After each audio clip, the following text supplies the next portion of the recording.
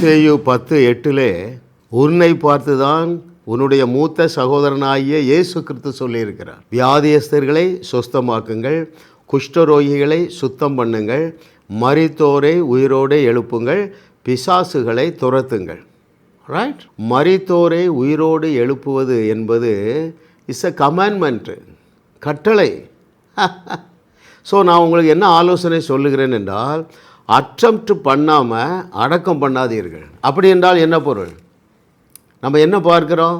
யாராவது ஒருவர் மரித்து போனால் உடனே ரொம்ப பெருமையாக ரெஸ்ட் இன் பீஸ், ஆர்ஐபி என்று போடுகிறீர்களே, அதை தயவு செய்து அருமையான தேவர்களே, ப்ளீஸ் ஸ்டாப் தட் நான்சென்ஸ். நிறுத்துங்க. மரணத்தை ஏற்றுக்கொள்ளாத, ஏற்றுக்கொள்ள வேண்டிய அவசியமே இல்லை. பாருங்களேன், வேதத்தில் 10 இடங்களிலே டெட் ரைசிங் நடந்திருக்குங்க. நீங்கள் ஏன் சோர்ந்து போகிறீர்கள் தெரியுமா? ஏன் அதை அட்டெம்ப்ட் பண்ண மறுக்கிறீர்கள்? அது எளிதானது என்கிற சத்தியத்தை நீங்கள் அறியவில்லை. மிக மிக எளிதானது. முட்டுவலி முதுகு வலியை போக்க எவ்வளவு விசுவாசம் வேணும்? கடுகளவு விசுவாசம் வேணும். அந்த கடுகளவு விசுவாசம் போதும், மரித்தோரே உயிரோடு எழுப்பிடலாம். அப்படி தான் வேதத்தில் நடந்திருக்கு. யாருமே கஷ்டப்பட்டு எழுப்பலைங்க. சரிங்களா? ஏன் நீங்கள் மரித்தோரை எழுப்ப வேண்டும் என்றால் பல நன்மைகள் அதில் இருக்குது. பாருங்களா, முதலாவது அந்த குடும்பத்தினுடைய கண்ணீரை துடைத்திடலாம். ரைட்? அப்போது உங்களுக்கு இரக்கம் இருந்தால், அட்லீஸ்ட் பாருங்கள், ஒரு 60 வயதுக்கு குறைந்த நபர்களாக இருந்தால் நீங்கள் எழுப்புவதற்கு அட்டெம்ப்ட் பண்ணாமல் அடக்கமே பண்ணக்கூடாதீங்க. இதை ப்ராக்டிஸ் பண்ணுங்கள். அந்த குடும்பம் இழந்த மகிழ்ச்சியை திரும்ப கொடுக்கலாம். நம்முடைய தேவனாகிய கர்த்தரே தேவன் என்று உலகத்தாருக்கு பறைசாற்றுவதற்கு அதை போல் நல்ல வாய்ப்பு கிடையவே கிடையாதுங்க. ரைட்? மூன்றாவது என்னது? அந்த வீட்டார் அனைவரும் ரட்சிக்கப்படுவார்கள், தேவனுடைய நாமம் மகிமைப்படும். ரைட்? அந்த வீடையே நீ ஒரு சபையாக மாற்றிடலாம். பாரு, ஏற்றுக்கொள்ளுவீர்களா?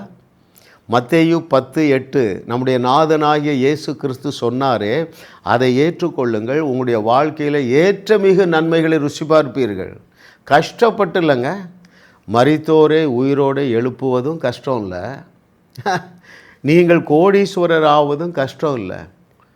எப்படி அங்கிள் இப்படி சொல்கிறீங்க? ஆமாம், ஒரு ஐஸ்வர்யவான் வீட்டில் ஒரு டெட் ரைசிங் பண்ணிட்டீங்கன்னா அவன் ஆஸ்தியை எழுதி தந்துடுவானே. இப்படித்தானே பென்னிஹினுக்கு ஆஸ்திகள் வந்ததுங்க.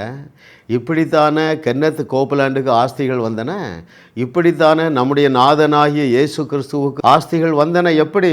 அநேக ஸ்திரீகள் தங்கள் ஆஸ்திகளால் இயேசு கிறிஸ்துவுக்கு ஊழியம் செய்தார்கள்.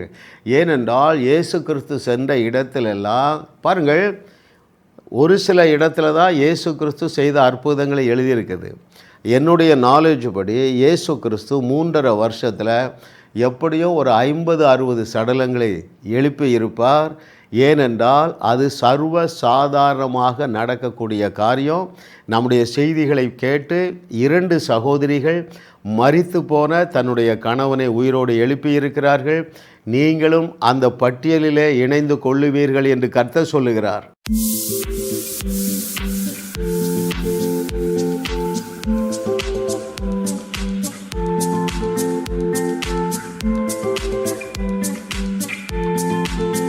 ஜாஸ் மினிஸ்ட்ரீஸ் யூடியூப் சேனலில் தொடர்ந்து செய்திகளை கேளுங்கள், சப்ஸ்கிரைப் செய்யுங்கள், வீடியோக்களை லைக் செய்து பலரோடும் பகிர்ந்து கொள்ளுங்கள். அவர்களும் ஆசீர்வதிக்கப்படட்டும்.